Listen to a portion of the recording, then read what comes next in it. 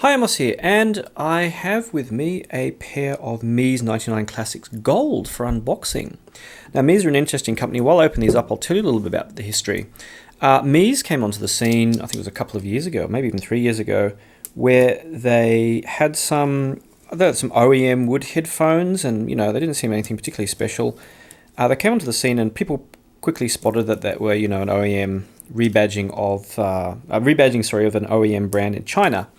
And, well, that sort of fizzled a bit. That wasn't anything particularly special. So anyway, I was quite surprised to see that they came back on the scene after what appears to be 2 years of solid research and a completely unique pair of headphones.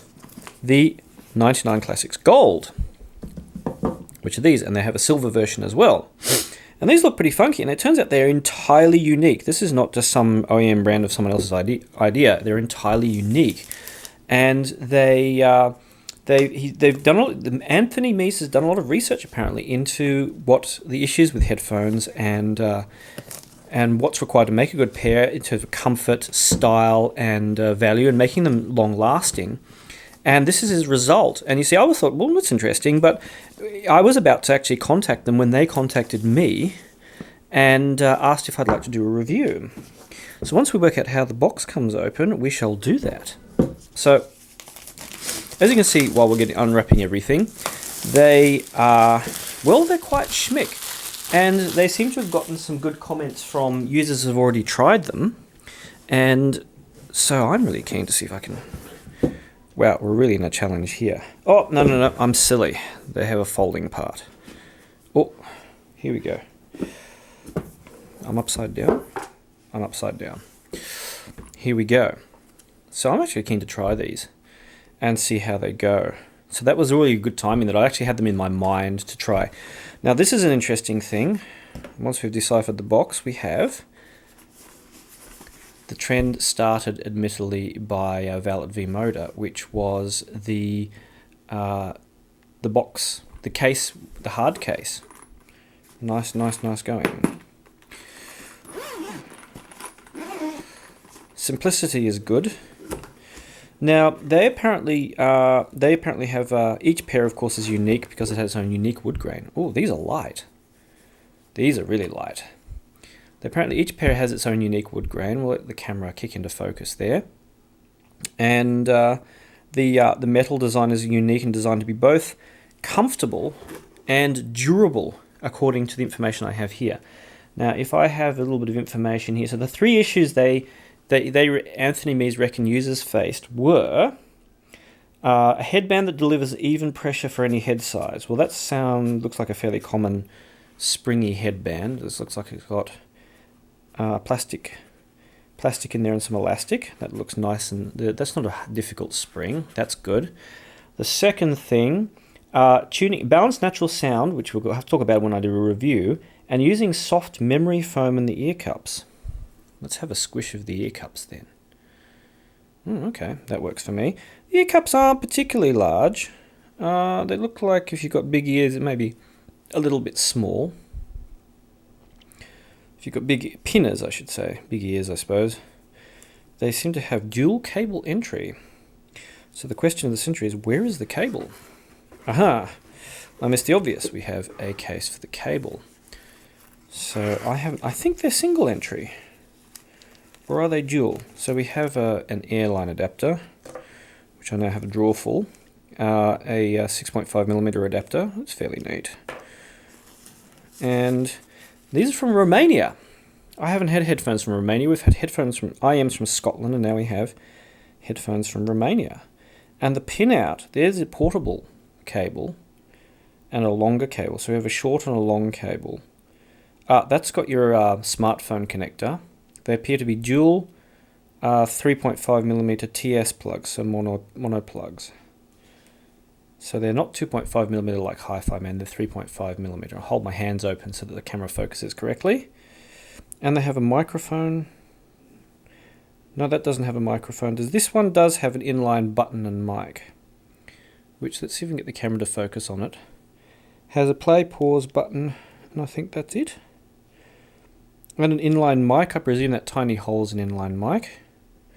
Well, if it has four connectors, it probably will be. An irregular thing.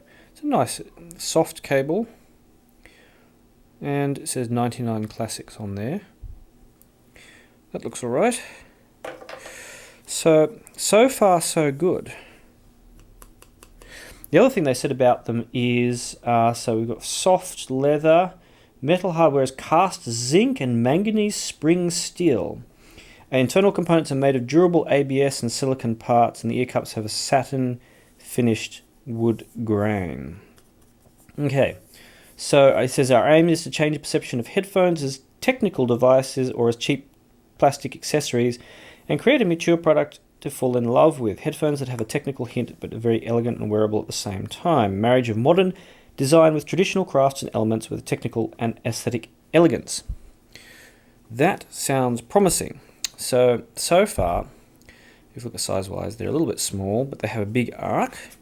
The arc default shape is got the right kind of curve. If you remember the Audio-Technica review, you'll find the Audio-Technica one had like a big circular shape, which was annoying, and I had to adjust them, whereas this is more towards the Sony kind of shape. This looks like solid metal. Let's have a look at the design here. We have solid metal in here holding the cups and a couple of small hex screws, Allen screws. I can't quite see clearly. Got Allen screws probably, and Meze on there. So it looks like solid so far. Are the earpads replaceable? I think they just pull off. They look like they just pull off. So let's have a listen and we'll see how they go. So I've had a listen to the 99 Classics, and what I've heard has been quite impressive. But first I'd like to talk about the design. Now, the structure of the headphones consists of a large steel metal arc which holds everything together from the cups through to the headpad. And there's no side adjustment like regular headphones. All the adjustment is done through the elasticity of the headpad, much like the Stax SR007s. So all you have to do is basically put them on and you're done. And I found this works fine with people with very small heads, with people with very large heads, no problem at all. They work on kids up to large adults. A couple of people with odd-shaped heads have said they need to adjust do a bit of bending on the metal to get a perfect fit. But overall, I really appreciate the fact that Anthony has taken the time to design a really simple design that works pretty much well with all people. The only downside to this is because the cups don't fold flat, although they do have portable pretensions. I mean, they have a case, they have a short cable you saw in the unboxing part for use with, say, portable devices. They do end up with the width, which you can see here, end up being somewhat bulky to take with you anywhere. I mean, if you compare, you can see, get another impression how bulky they are if you see how small the cups are relative to this large arc. And in that regard, they have a good and bad issue with the cable. The cables have a very clever aspect to them in that the actual headphones don't have a left and right. The entire design is completely symmetrical. The only thing that's not symmetrical is this embossing on the headpad, which says 99 Classics. But basically, you take the cable, which has L and R written on the plugs, you pick a cup, whichever you like, and plug them in. And you can rotate, the L and R to show very easily in the right direction. And if you're trying to determine whether which is left and which is right, all you have to do is on the left plug there's a little notch going all the way around, and this is both visible and easy to feel. So you just grab the headphones, feel for the notch on the left or no notch on the right, and then put them on your head thus. So in that regard, really, really fantastic stuff in terms of ergonomics. Speaking of that cable though, the downside of the design with the wood cups don't appear to have any kind of damping in them, so which you can kind of hear from when I tap them. And so you do get some microphonic, what you might describe as micro sound from the rubbing the cable through the cups and into your ears. So if you do have clothes that are very noisy with headphone cables, you may find that a bit of a problem if you're sensitive to that. Though when playing music, it wasn't such a problem for me. And speaking of the sound, the overall sound is pretty good. For $300, it's quite impressive. I probably find it may even compete with headphones somewhat more pricey than that. I'd call the sound a kind of modern consumer sound. That is, mids neither too forward nor too recessed, treble neither too forward or too bright or too dark, kind of in the mid road there, and the bass with a fair bit of bass emphasis from the deep bass through to the mid bass, but not too much. When I first got them out of the box, the treble was a little bit harsh and the bass was a bit too boomy. But I ran them through pink noise through them for a few days, and the treble became smoother and the bass settled down and tightened up a bit. And so the overall presentation was probably on the warm side generally, which works well with most genres of music. So it worked really well with vocals. Mid-range was really nice sounding. It worked with classical. It worked with modern pop. It was generally all around good pair of headphones. Maybe the best music I found with them was an album, Bonobo's Late Night Tales, which is not by the band itself, but an eclectic mix of kind of modern, interesting music, which has stuff like from kind of pop-like music through to, they used to have a brass band in one of the tracks. So stuff where you're listening for the overall feel of the music, kind of you want something punchy, good sounding, but you're not listening out for the, the kind of crazy fine details that you would on a pair of high-end headphones. The sound presentation I found to be a little bit congested for my tastes, and given that I'm used to really high-end headphones, remember, so take that into mind when you're considering this. I'm used to slightly brighter headphones, HE800s, Mr. Speaker's Ethers, HE1000s, so I found them just a tiny bit dark and a tiny bit congested for my tastes overall. But if say you listen to a pair of Sennheisers and found, say, Momentums and find them a bit too bright in the treble, you might find the slightly darker presentation of these to be better. If you have very extreme taste, like you want a lot of bass or you want really bright headphones, then you may find only those kinds of people may not be so enamored by the sound. But I found them really great to listen to with most kinds of music.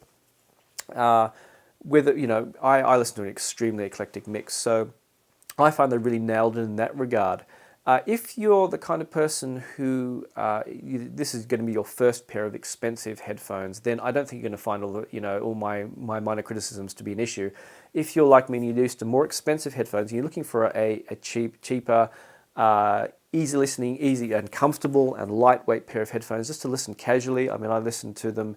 I might get up in the morning, listen to some Soundgarden or I was listening to the Arcs lately, something that was, I like a bit of punch, something to wake me up in the morning and just relax and listen while I do some writing on the computer. Then I'll be listening to them out of my little Chord Mojo and AK100 stack, or I might use them with something like, say, the Fier's X5. So in that regard, you might enjoy them, and whether you're not going to be caring about, the kind of the lack of high-end detail and that kind of thing.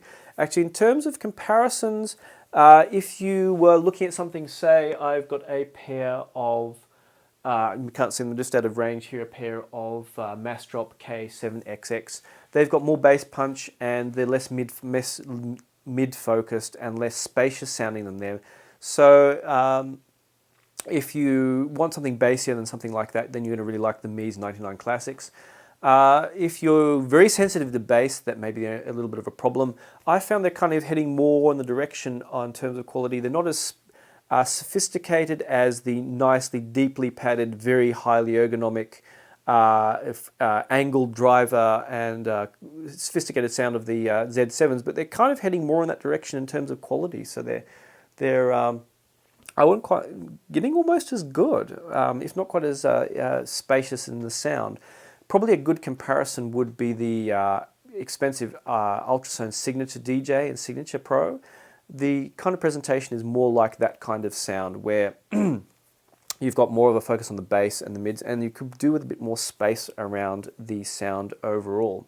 But for $300, the ergonomics especially, and the design and the simplicity of it, really, really nail it for a pair of headphones. And in that regard, I'm really, really impressed. And I've been enjoying listening to them despite all the high-end headphones I have around here. So definitely a recommendation for me. So if you're looking for a pair of, especially if you're looking for a very, attractive gift for someone, or, a pair of easy listening, relaxing headphones, or you're moving up and you're looking for your first pair of expensive headphones, I think you'll really enjoy the Meze 99 Classics. So again, if you have any questions, please do ask in the comments, or any suggestions or anything you'd like to know about things I can compare, or what they work well with, or don't they work well with pretty much anything. Please do ask in the comments. Don't forget to give me a thumbs up on the video and subscribe if you'd like to see more. And so I hope to see you online.